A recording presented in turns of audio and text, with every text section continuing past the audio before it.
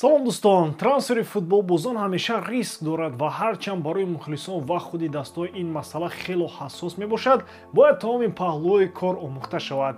Маслан, трансфери Роберт Левандовски аз нигоҳи маблағе ки барояш пардохт шудааст, аз рӯи фарзияи ESPN бесамар арзёбӣ гардид. Ин маҷаллаи бонуфуз рӯйхати трансферҳое ки дар тӯли 4 соли охир муфид набуданд нашр кард. Дар зинаи аввал Каземиро қарор гирифт, баъдан Кукурелла ва дар ҷои сеюм Левандовски мавқеъ касб кардааст. Биёед акнун ба хабарҳои дигари трансферӣ таваҷҷӯҳ мекунем ва бигзор ҳамаи барои дастаҳои нави худ муфид бошанд. Лайки қиматбоҳои худро гузоред то ин ки видео ба нафарони бештар паҳн гардад. Бардорон, мавсиме ки гузашт саршор аз хотироти фаромӯшнашаванда барои мо мухлисон буд. Тамоми мавсими моро мусобиқаҳои дохилӣ ва байналмилалӣ ҳамроҳ буд ва акнун ки то оғози топ 5 чемпионатҳои аврупоӣ муҳлат боқӣ мондааст, вақти истироҳат фаро мерасад. Вақте ки гузарониданаш бо аҳли оила хуш аст. Аз ин хотир, агар шумо дар хориҷа кор ё зиндагӣ кунед, метавонед бо нархи арзон аз собиқ Тинькофф банк ки ҳоло Тибанк ном дорад, билетҳои ҳавопайморо харидорӣ кунед ва болои ин имкони бурди 10 000 рублро пайдо намоед. Бо истифода аз ссилкаи дар комментария буда, шумо метавонед то охири моҳи август корти дебютии Блекро аз Тибанк дастрас кунед ва ҳама гуна хариди молу маҳсулотро бо он пардохт намоед. Бо дархости он корт шумо ҳангоми харидории билети ҳавопаймо 500 рубл таҳфиф хоҳед дошт. Пас аз он аз барномаи Тибанк ё сомонаи Ти саёҳат билети ҳавопаймоҳоро ба дилхосамт харидорӣ карда, имкони бурди 10 000 рублро ба даст доред. 10 нафар ғолиб хоҳанд шуд. Бинобар ин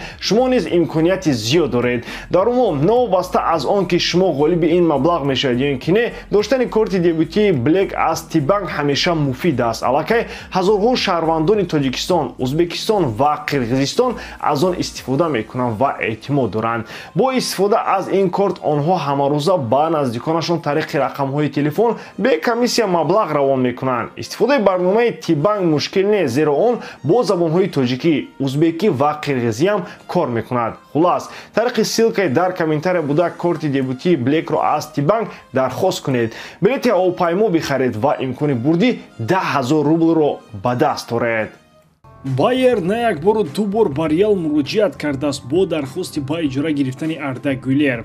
Бозингари ҷавони турк дар мавсими аввали худ танҳо 10 бозӣ дар ҳайати дастаи шоҳона анҷом дод ва ба иҷора рафтану таҷриба гирифтан аз рӯи мантиқ аст. Аммо баъд аз бозии беҳамтои ӯ дар Евро 2024 шояд дар Мадрид муносибат нисбат ба Арда тағйир ёбад. Аз сӯи дигар, зери роҳбарии Хаби Алонсо истеъдодҳо бештар месабзанд ва ҷолибаш он ки баъд аз як мавсим ҳардуи онҳо метавонанд ба Реал баргарданд. Байер дар мавсими муҳими худ барои дар Лигаи Чемпионҳо арзанда бозӣ кардан бояд ҳаяташро пурқувват кунад. Лидерони худро ҳифз кардан паҳлӯи дигари масъала аст. махсусан Флориан Виртс, яке аз муҳраҳои асосии дастаи шаҳри Ливеркузен, кафолат намедиҳад ки дар мавсими оянда ҳам шарафи барандаи Бундеслигаро ҳимоя мекунад. Арда Гюлер бошад, маъз дар ҳамин мавқеъ ҳунарнамоӣ мекунад. Шояд ояндаро фикр карда дастаи Байер мехоҳад Арда Гюлерро ба иҷора гирад. Реал Мадрид дар мавсими нав дар 7 мусобиқа иштирок мекунад ва барои ҳама имконияти кофӣ пайдо мешавад. мебинем ки дар дастаи шаҳри Мадрид дар мавриди тақдири Арда Гюлер ба чӣ хулоса меоянд. Дар ҳамин ҳол Реал Мадрид аз Бундеслига бозингари шинохта пири кор Матс Хуммелсро ба ҳаяташ ҷалб мекунад. Капитани Боруссия Дормунд айни ҳол агенти озод аст ва гузариши ӯ сафи чемпиони Испания эҳтимолияти калон дорад. Чӣ хеле ки гуфтем, дастаи шаҳри Мадрид ҳамчун ғолиби тамоми мусобиқаи рӯи замин соли оянда дар чанд сабқат ширкат меварзад ва барои ин бояд ҳаяти худро пурқувват намояд. Хуммелс ҳам дар мавсими охири худ нишон дод ки ӯро барои ба нафақа гусел кардан бояд саросима нашаванд. маъз дар дифоъ мисли кӯҳ устувор будани ӯ ба ҳамчун капитан аз пайи худ бурдани ҳамдастҳояш то ба финали Лигаи Чемпионҳо омада расидани Боруссия Дормунд асос гузошт. Реал Мадрид ҳам дар мавсими гузашта аз ҳимоятгари марказӣ сахт танқисӣ кашид. Милитао ва Алаба муҳлати зиёд дар тавобат машғул буданд. Агар ҳамаи ҳимоятгарони марказии Реал соҳу саломат бошанд, 5 нафарро ташкил медиҳанд ки ин Валехо, Рюдигер, Алаба, Милитао ва Хуммелс хоҳанд буд ва дастаи шаҳри Мадрид на танҳо дар мавсими нав, балки дар 10 соли оянда ба ҳамаи ҷоизаҳои футбол даъвогар мешавад. ин мошинро кӣ боз дошта метавониста бошад? Дар Лигаи Чемпионҳо умед ба Манчестер Ситию, дар Ла Лига бояд Барселона рақобатпазир бошад.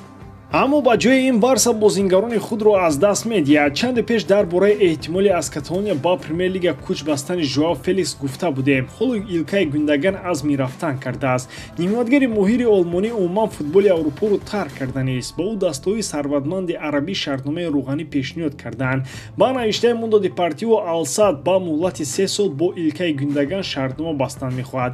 маълум аст ки ба футболбоз маблағи калон пардохт мешавад. инҷо муҳим манфиати Барселона аст. амалӣ шудани ин трансфер аз маблағе ки ба Барсаи вазъи молиявиаш хароб вобастагӣ калон дорад. аз сӯи дигар Барселона набояд бозингароне ки дар мавсими гузашта беҳтарин буданд раҳо кунад. Илкай Гюндаган яке аз дурахшандотарин бозингарони дастаи шаҳри Каталония буд. ба хотири ҷавоб ба трансфери асосии рақиби азалии худ Реал Мадрид аз даст додани бозингарони муфид кори нобахшиданист. хеле ки медонем Барса дар посух ба трансфери Мбаппе аз ҷониби Реал ҳамаи фишангҳои худро истифода бурданист то ки Нико Уильямсро ба ҳаяташ ҷалб намояд. президенти даста Жоан Лапорта дар ин амр беҳтаринҳоро агар аз даст диҳад мо аз ин ҳайрон намешавем. танҳо манбаи хабар ки Мундо Депортиво аст мухлисони Барселонаро то як андоза ором мекунад, чунки ин маҷалла ба қавли мардуми худамон ягон гапи рост надорад. дар навбати худ Барса нигарон аз он аст ки ҳадафи асосии онҳоро ПСЖ соҳиб мешавад. дастаи якуми Фаронса барои Нико Уильямс 58 миллион таомпулие ки дар шартномаи ин бозингар қайд гардидааст дарҳол метавонад пардохт кунад. дар ин бора манбаъҳои боваринок The Athletic ва Марка навиштаанд. ПСЖ ба ҷои Килиан Мбаппе номзади арзанда ҷустуҷӯ дорад ва бозингари ҷавони Атлетик Билбао варианти беҳтарин хоҳад буд.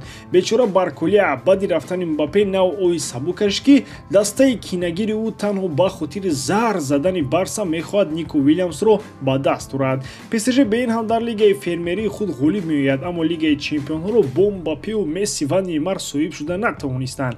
аз дасти Уильямси ҳоло кӯдак чӣ меояд? акнун ҳамаи чиз аз хоҳиши худи футболбоз вобастагӣ дорад. агар ӯ хоҳад ки дар Ла Лига боқӣ монад, ПСЖ бо ягон пулу сарват сари ӯро тоб дода наметавонад. таомпули аз сӯи Барса пардохт карда мешавад ё Париж ба дастаи шаҳри Билбао фарқи надорад. умуман аз Атлетик гирифтани ӯ барои худи Барса ҳам осон нахоҳад буд. он ҷо аҳлу оилаи ӯ ҳастанд ва мегӯянд модари Уильямс дар ҳаёти бозингар нақши муҳим дорад ва чизе ки ӯ гуфт ҳамон мешавад. Нико Уильямс ҷавон аст ва агар дар оила тасмим гирифта шавад ки барои дар дастаи топи дунё бозӣ кардан ҳоло фурсат аст, мо як муддат трансфери ӯро бояд интизор шавем. ҳарчанд дар як даста бо Ламин Ямал аз ду канори майдон бозӣ кардани ду бозингари ҷавонро ҳамагон бесаброна интизор ҳастанд. ба ҳамин тамом бовар дорам ки эҷодкории ман ба шумо писанд меояд. лайк, комментария ва дар канал обуна шуданро аз ёд набароред. бо шумо мисли ҳар вақта Муҳаммад Гаиров. хай бародарон, дар паноҳи Аллоҳ.